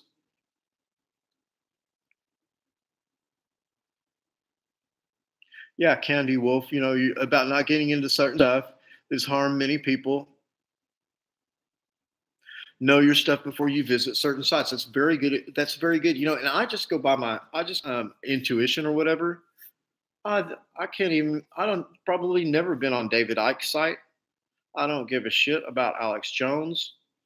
There's some of the biggest names in conspiracies. It's like they're not even in my world. And I'm not saying anything bad about David Icke. I've got one of his books. He seems to be a nice guy and everything. Now, Josh Reeves, write that name down. I would like to. How many of y'all have heard of Josh Reeves? I've got two videos. One of them is called the assassination of Josh Reeves. The other one's called Update to the Assassination of Josh Reeves. And I know that sounds terrible. That I would. Because I'm not I love people, and even somebody who's shitty, like this guy who was on here earlier that we kicked off. I don't hate anybody, and it seems hateful and it seems, crude and rude and everything like that to put out a YouTube video predicting someone's death because they're a whistleblower or whatever. Well, let me tell you, I had been predicting his assassination at least a year before I made the video about his pending or upcoming or might be or might not be assassination. But the only reason I did do that is because he predicted it first. He came out and started telling people that he was going to get assassinated. And I was like, that's it. I'm not holding back anymore. If he's going to say that, then I'm going to say what I've been thinking for a year. And then this motherfucker's going to get in trouble if he doesn't quit what the fuck he's doing. And I'm concerned about him. And Josh doesn't like me. He didn't really know me from Adam, but I have he's had a lot of money problems, and like we all have, right? And I I've never offered any of these compelling authors and experiencers. There's, I don't even know what. No, I'm telling you all this, and not like a big secret or anything. But I have offered one person money for them to appear on my show, and it wasn't even a bunch of money. It was just like he probably, anyway. But he didn't. He did not accept my offer. But Josh Reeves is someone who is connecting the dots and who has connected the dots. And I made a decision when I very first started doing this, that's one thing that I was not going to do, not connect the dots, because that shit can get you killed, especially when you start connecting the serious dots. And I can, since we're just a small group here, 15 people now, wow, it's just growing all the time. But I don't mind telling y'all, some of the revelations that Josh Reeves has had. Of course, there's the Hollywood thing. Everyone's kind of waking up to that. And listen, I think that I'm being very cohesive, and it may sound like I'm jumping around from subject to subject, but all of these subjects are related. And one of the weird things that I was going to tell you about my life that's really currently still going on, believe it or not. And okay, she's technically my best friend. Okay. And we're not, maybe we were supposedly seeing one another, whatever, it doesn't matter whether we have sex or we don't have sex. She was, for a few times she introduced me as her, boyfriend or something like this. I mean, we've been involved. Okay. Let's just put it like that. With one of the most beautiful women in the world. Look at me. That don't make sense. I mean, that does not compute. And I'm talking about literally one of the most beautiful women in the world. I don't know. Okay, well, it gets weird. She's pretty sure now she's has some entity attachments. She has past lives. There's been a number of people. I don't know how much, different ones of y'all are going to know more different amounts of my story. I've been through this whole, weird kind of life up and down. I'd been asleep for the last couple of decades, asleep. And I woke up about a year ago, a little over a year ago. I had a Kundalini awakening. There was a lot of things going on in my life. I'd already, been doing my travels and doing these investigations, and I had a YouTube channel, but I had maybe one video or something on there. But things started happening with synchronicity. And then I reached out to this person this is someone that I've known for 31 years. And I told y'all that she's amazingly beautiful. She's also a Hollywood movie director. I've been dating a Hollywood movie director for the last year.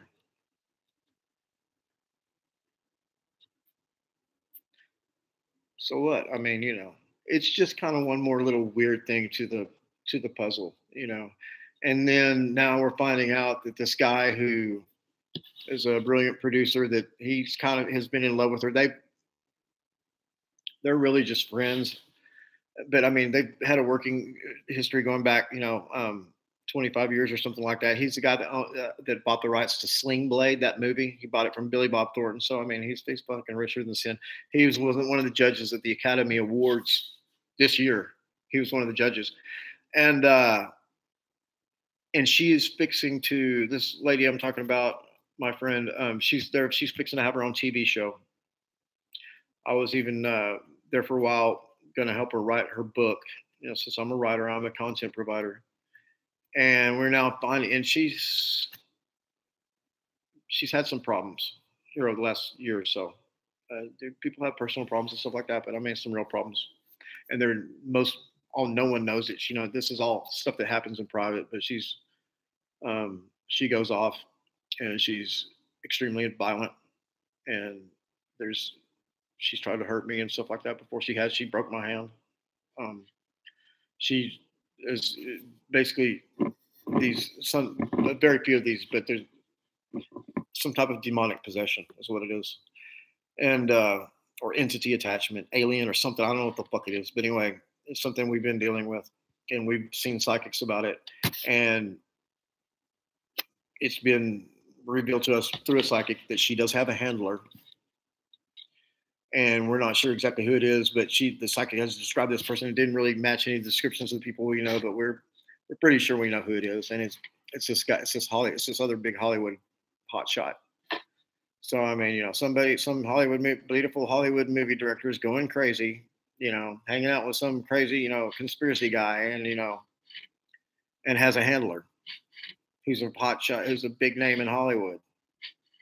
I mean, it's not a name you'd probably know, but he's on the production side and stuff like that. But all the shit hits home. I mean, and now here I'm telling you, I got clandestinely got drawn into Denver, conspiracy airport, and then some people try to pull a ritual. I mean, yeah, things are accelerating with me. It's just fascinating, and I got to keep a cool head about everything, and stay right on time and everything, and just work it the way I know how to work it. But one of y'all asked me earlier. Well, Tom asked something, and then somebody else asked something else. It's like I don't really have any insider information. I do a lot of dot connecting myself, but speaking, not trying to change the subject once again, but getting back to this deal with Josh Reeves and connecting the dots. I will give y'all a tip for something to look out for. Okay, now Lunar Phase, you're asking, do I ever feel like a time warp or cross dimensions even when awake? No, I don't. And but I know a lot of people that do. In this group that I was telling y'all earlier that I'm in, that I could probably name a few of the names because some of these are public people. I'm in like this private group. I don't even know how I landed there, and I've become good friends with some of these people. But these are people who are known in conspiracy circles. I mean, not like David Icke or something like this, but some super soldiers, some ex super soldiers, some people right that that have some different things going on. And it's a very private group. They don't let anyone in there, and just a lot of traffic, a lot of talking, and a lot of idea exchanging. And I'm quite certain that the group is infiltrated in more than one way. We're starting to look at life in these situations less of friend or foe, ally or enemy, and more like just asset or liability. Somebody could be a friend or a foe and still be an asset or a liability. And it just depends. And then everyone's got their own agenda, and then nobody knows who all the handlers are and who's being controlled and what's really going on. And you're wondering these things yourself. I've wondered. Do I have a handler? That's a good question. Do I have a handler? I've suspected it, in the last year. Some of the people I've been talking about. What about this nice young man that we just met, my roommate? He's got an interesting story. I don't know. What about that little dog over there? Oh, Gunter, come here, buddy. Anyway, I try not to, sit around and fret, about these things, thinking about these things, because it doesn't matter. It doesn't matter. I'm here. I'm engaged. I'm with y'all. I'm with y'all right now, and we're trying to now figure these things out. One man on the deal wanted to know what my spiritual agenda was. I'm not sure. Was it who was it that wanted to?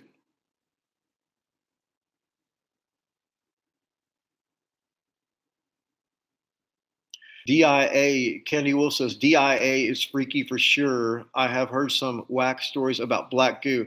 Okay, yeah, black goo. That's a fascinating story. It gets into cognitive dissonance. And my own personal view on black goo is this is just taking all the observations and listening to Harold Kautzvella and Miles Johnson and Kara St. Louis and all this stuff. And then finding out that this tradition of black goo goes back into medieval times and stuff like this. And there's probably a connection to Enochian magic and these different like societies and stuff that I'm in. My impression of black goo is it's the original internet. It's the internet before there was an internet. You know, you get some of this black goo on you, you know, and you're next thing you know, you're remote viewing, remote, you know, influencing and stuff with these other sorcerers, getting, you know, finding out troop locations and stuff like that. That's what I think it is. And I've, you know, taken it a step further because I've come to find out it's not just, you know, the big back, bad black goo. Apparently there seems to be a black goo that comes from outer space, like the Merkaba or whatever, this big cube that the Islamists march around in at Mecca, and then you're supposed to, you know, maybe touch it, or some of them are allowed to kiss it or something like that. And everyone knows it is a meteorite, a big meteorite stuck on the corner of that thing.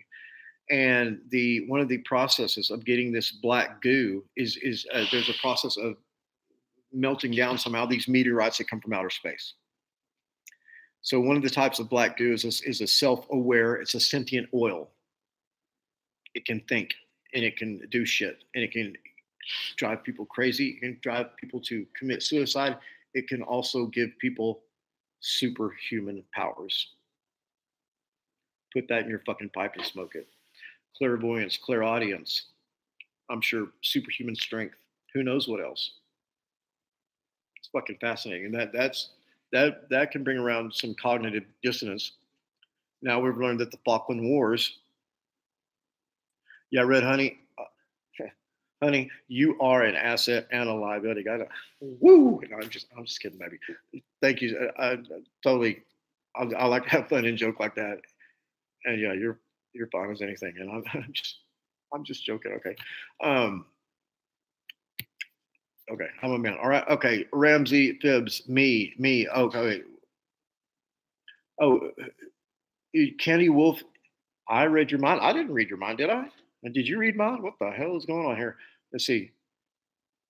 Oh, Tom, I said my new handler is from Sweden. Oh, no, I think. Oh, yeah, I think you're talking about that one. I think she's that lady from. Oh, yeah, she's not from. She looks Swedish, doesn't she? She's very Nordic looking, and I don't know if she's my handler. I don't know, but no, she's from England, and she's on Facebook. I wouldn't be surprised if some of y'all are friends with her. And I've just kind of said that half jokingly.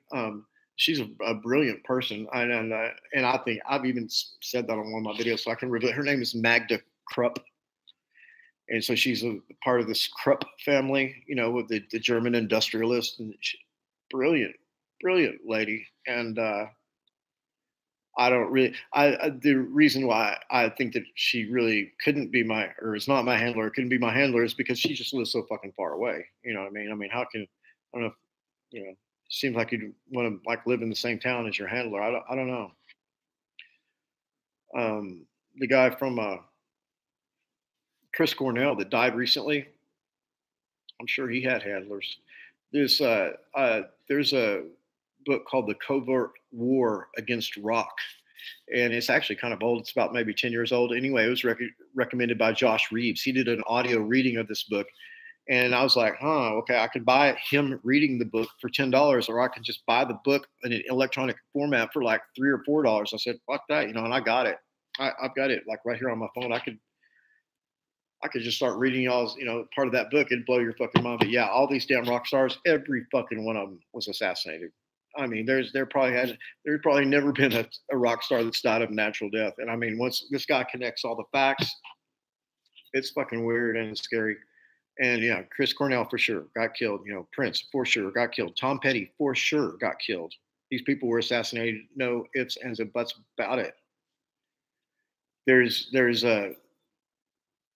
Chester Bennington from Lincoln Park, assassinated. They all have many things in common. One thing in common is this: even all those people that I just mentioned. First of all, they're all very rich. People would stand to gain from having control of their music, the royalties and such. But they were all fixing to quit. Oh, I've had enough of the music career. I'm going home. We're going to go out with a big bang and everything like that. And had just come off tour. And then boom, they're dead the very next day. I mean, it's like they got every fucking cent out of them they could. And I'm not even suggesting that that the main motive for killing these people was money. Because I really don't think it was that. It's really hard to understand I don't want to get sidetracked on that rock deal or sidetracked about what I think's going on with killing all the indigenous peoples in the world. All this worldwide destruction that we see. Land grabs, armies taking over shit. Oh well, we're getting these resources. We're stealing the resources from the Africans or from the South Americans and everything like that. So it's like, oh, so that's the motivating factor. It's greed, man's greed. That's about as far as most people want to take it. Oh, the banksters, the banksters, they're stealing our money and everything like that. Now there's entities and stuff that are getting paid, whether they're demons, angels, aliens, whatever the fuck they are. There's groups, hierarchical groups that are benefiting from mankind's misery and stuff like this. But and that's pretty much generally known by, I would think, most of the people here in the room. But there really is a greater thing at work here, and as crazy or as asinine as it might sound, it's basically the destruction of the indigenous ways of life of the human being.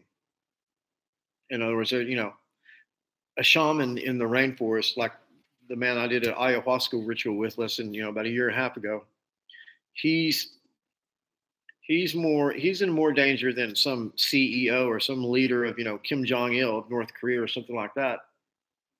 They want those motherfuckers dead. They want to get rid of shamans and indigenous wisdom. They're scared of that. They want to be the only ones that have it. They want to coerce it and own it and pervert it and make it derogatory and just do everything that they do. And it's just not going away. I think that's really one of the main, goals of them, is to kill these fucking Indians and, whether they're Chinese shamans, black, shamans, Buddhist shamans, Celtic shamans, German shamans, Mexican shamans, shamans of every color, creed, race, nationality. Druids. My name, my Christian name is very strange. It's got a lot of etymological aspects to it. But the name that I was given, or my first name, is it means druid. It is the word druid. It's not. It's with the. It sounds very similar to that because it's the actual. That's the real word. Druid is more of a bastardization of this word, and I didn't even know that this name had a secret meaning that you could discover etymologically. But I did not know that it had this other meaning, which is, of course, once you hear it, it's like, oh my God, because it sounds just like druid. It's a jurd. It's didn't matter how it's spelled or whatever. I mean, it's not a secret. I'm not, not anything hard to discover. But I've always really been into names and stuff, and I was fascinated at my grandparents' house when I was a child growing up. They had a big old dictionary, big fucking dictionary. I mean, it's like big fucking. It's a Webster Merriman dictionary. Remember when they had those, the Webster Merriman dictionary? Well, my last name, not Thropos. I mean, I hate to bust anybody's cherry, but my real name is not Anthropos. That is kind of like a play on words for a period in period Thropos. In other words, you put it all together, Anthropos, right? So in other words, I'm trying to represent humanity or whatever. That's the idea with that. And then it comes the way that I broke the name down. It turns out it has all these other meanings. People are constantly telling me, "Oh, did you know that means this and that?" I was like, "Oh my God!" But no, my real name is Mahon. There's different pronunciations for that, but I looked it up when I was a kid in the dictionary, and Mahon has two definitions. It means a hellhound, or it also means Satan.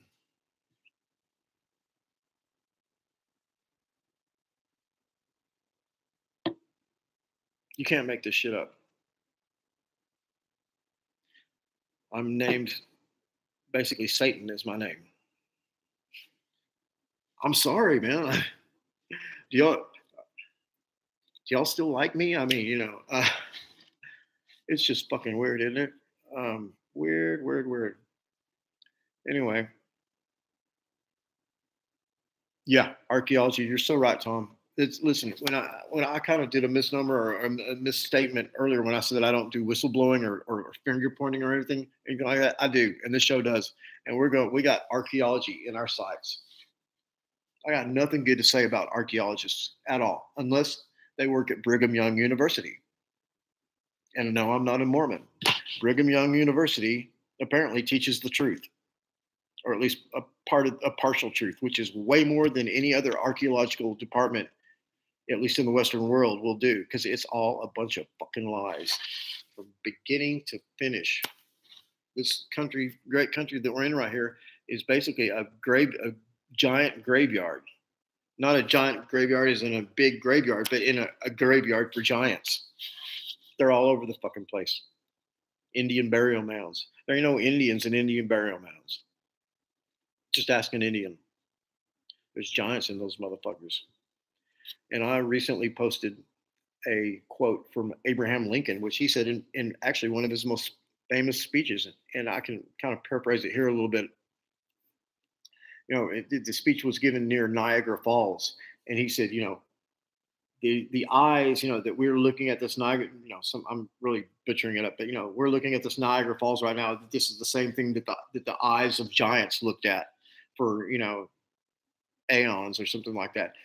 You know, people knew about giants and shit back then. You know, it wasn't like, you know, I mean, there might have been some wonder and mystery associated with it, but because there's some type of craft and there's little fuckers inside there. And I've taken the amorphous blobs and, you know, the figures that I've seen, you know, and frozen those pictures of the video. And it's just jaw dropping. I mean, they look like fucking E.T. The little, you know, E.T. that we've seen our whole lives. That's what they look like. Wouldn't you know? I mean, goddamn, couldn't they just look like anything else? It just had to look like a little fucking gray alien. Now, albeit with an elongated head. But yeah. So there's something to it. These little, you know, fucking gray fuckers. And, you know, we were talking about the Mandela effect earlier. It's not that John Lamb Lash is saying what these archons are. You know, it's the Gnostics, the true Gnostics have revealed these things to us. And there's basically the archons come in two forms. There is a type of shape-shifting lizard type man. Read between the lines, reptilian. That's one of the forms. And then the other form is like a neonatal or a prenatal, an aborted fetus, a little sick looking baby or something with huge round eyes. The Greys. So yeah, you know. Oh, okay. So people knew about this shit, you know, at least 2,000 years ago. That stands to reason. And every religion, it is the only religion that has been persecuted to the degree at which it's been persecuted. And this is not information that I came up with in research or anything like that. Anything that I really get about the archons or, you know, things of this nature comes straight from John Lamb Lash. I'll say, you know, I'm not trying to take credit for it. I'm pretty good at parroting what he says, but I'm really impressed with this guy. And he's, you know, he gets a lot of his information from these Nag Hammadi texts, which are just in deplorable condition, and there's really not very much there, but also from direct experience with the planetary animal mother, the heavenly Sophia, the pleromic God, that these pleromic gods that go out and create these solar systems in their pairs, male and female. They're not like huge snakes as big as the planet Earth or something like that, but this is how you can imagine them, as being just, you know, churning, you know, big, doing a joyous celebration and doing basically like a scientific experiment. But Sophia, in her exuberance, went off without her male counterpart, Telestai. And she created this planet. And she created what she wanted to be the human race. And things went wrong. And what she ended up with was the archons, these little fucking gray fuckers, and these reptilians and shit like that. And she was somehow forced into a slumber or something like that. She's been asleep forever, but she's waking up now. She woke up in 2012, December 21st. What a coincidence! And she put up a force field around the Earth in 2014. No, I'm not getting into any very hairy secret space program bullshit. And if anyone, if I don't want to offend anyone, I'm not going to shut up about the secret space program. Yeah, these scientists, NASA and the world's leading scientists discovered a force field that just popped up in 2014 that is guarding us from all this radiation and shit like that. What it's really guarding us from is this little insectile buzzing noise. It's been plaguing mankind for probably 1,000 years, and it's the hive mind and chorus. It serves to distract and break down the human psyche. I don't know exactly what it all does, but we're not subject to that anymore. We're not subjected to it anymore because of this force field. That even some scientists have reasoned that it is somehow protecting us or something. That's why they call it a force field, and it's from the heavenly Sophia, and she put it up there, and it's making us have less interference in our heads. And so y'all can see that I'm sold hook, line, and sinker on on the Sophianic narrative. Fuck the Anunnaki narrative. I'm down with the planetary animal mother. I'll tell you that right now. That's what team I'm on. And I've not had any direct contact with the Earth or the planetary, animal mother more than we all have, right? Just being born here on Earth. I do know somebody who's made contact, and then John Lamb Lash has made contact, and for the most part, they seem to be using entheogens and stuff like that. We've heard, the ayahuasca mushrooms, stuff like that. Let's see what some of these comments are.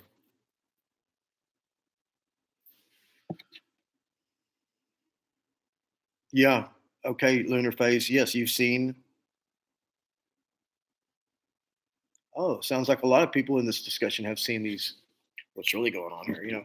Have seen these glowing orbs. Now, one thing about the glowing orbs, plasma balls, whatever you want to call them, it is the kind of unifying force. It's the one type of paranormal event that seems to be associated with all other paranormal events. It's nothing unusual to see a glowing orb with Bigfoot, or to see around volcanic activity or ghosts or thunderbirds, or it's the common denominator.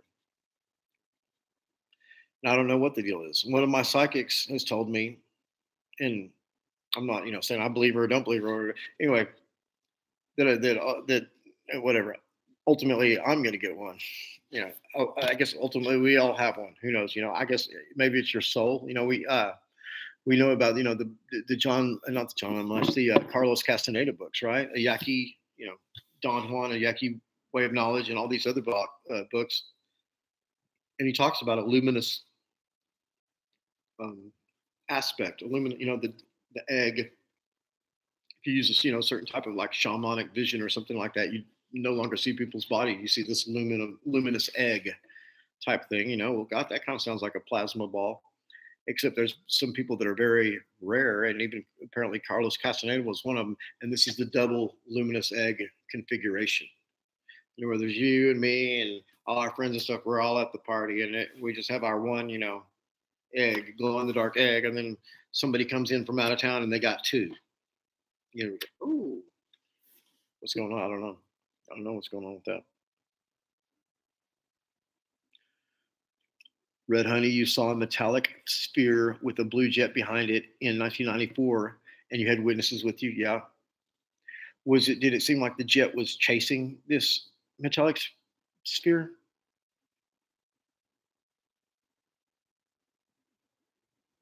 I agree. I agree, Tom. If there's people from outer space here, they're like up and shit like that. They're not down here on the damn planet. Goddamn, they might run into me, huh? That'd be fucked up. I'm just not buying it, man. And I don't think they can hypnotize me either.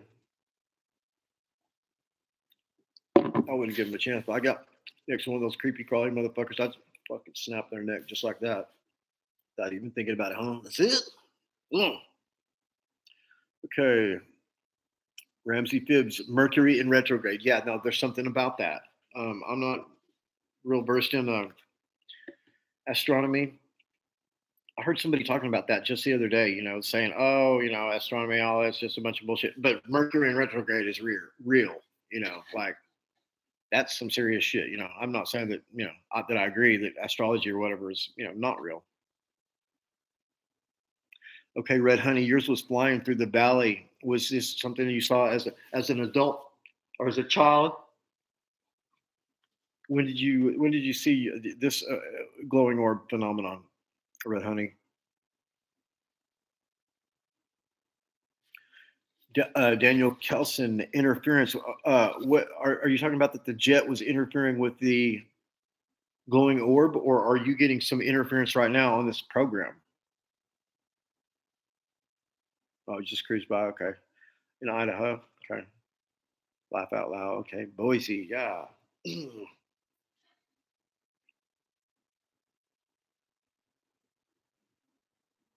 Wow, we've got 12 people in there. That's fascinating. We should. What I'm realizing right now is just on this just overwhelming 12 human beings. That's fucking kick ass. And y'all are all smart and everything. Of course, I want to host this party again. Let's try to do it once a week. I'm learning about this. Is the first time I've ever streamed, and I've been so humbled. Y'all are chilling with me, asking me questions, and I'm asking y'all questions. We're all just kind of sharing and everything like that. I'm real impressed with the whole deal.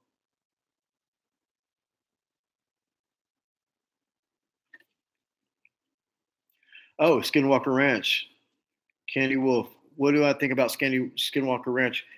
I just kind of have the same theory that it's not that a lot of people seem to have is some kind of interdimensional portal or something like that.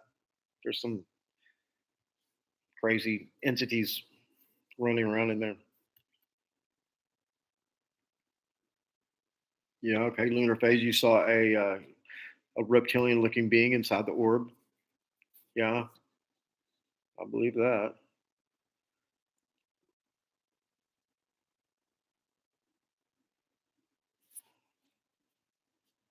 What is this? Okay. Um,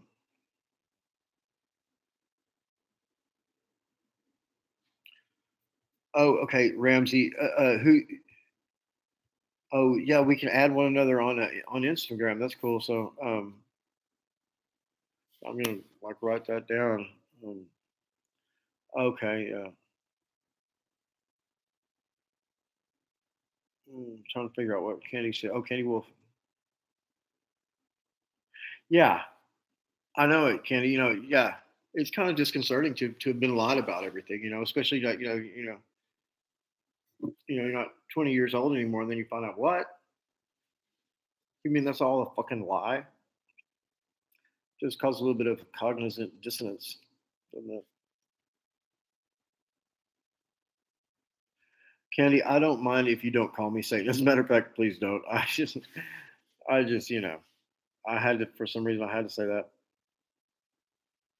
Oh, Ramsey Phibbs. My name is Ramsey J. Phibbs, father, son. Okay, Ram. You're thinking Ramses, the Egyptian pharaoh. Maybe you could elaborate on that a little bit. That's a cool name.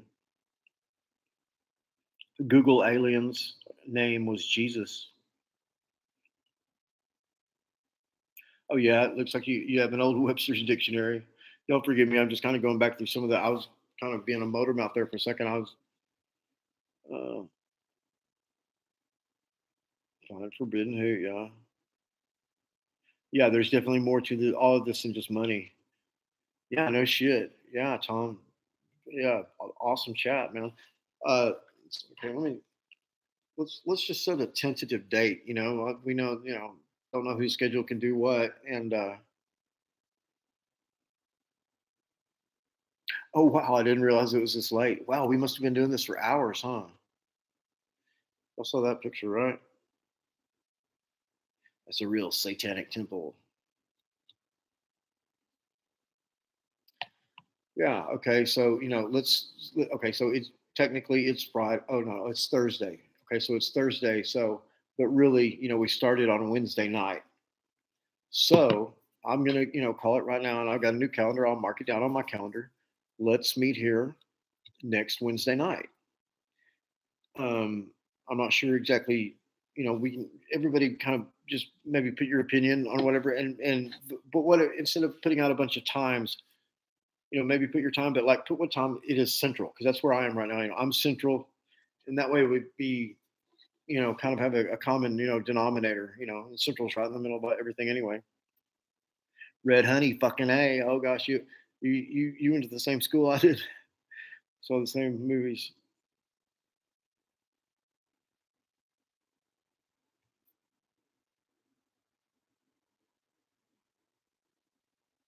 What they use? They use the no, lunar phase. They use the ghost lights or the plasma balls to remote view. Is that what you're suggesting? I mean, I think that's definitely true.